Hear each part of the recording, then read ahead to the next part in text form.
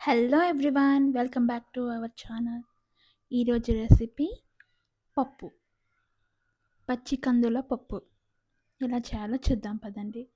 ముందు కందిపప్పు, పచ్చి కందులు, పసుపు, పచ్చిమిరపకాయలు, తగినన్ని నీళ్ళు, ఉల్లిపాయలు, వెల్లుల్లి, టమాటాలు, చింతపండు,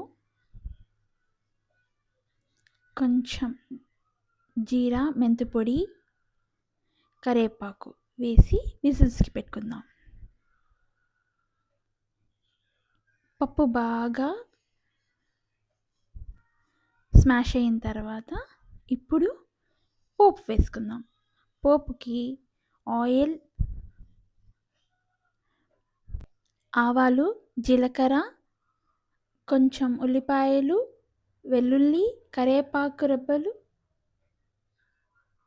ఎండుమిరపకాయలు వేసి ఇంగువ కొంచెం వేసి పప్పు వేసుకుందాం. అంతే అండి, నోరూరించే పచ్చి కందుల పప్పు రెడీ. ఇది మనం వేడి వేడి అన్నంలోకి సర్వ్ చేసుకోవచ్చు. ఇలాంటి మంచి వీడియోస్ కోసం మా ఛానల్ని సబ్స్క్రైబ్ చేసుకోండి. Thank you for watching.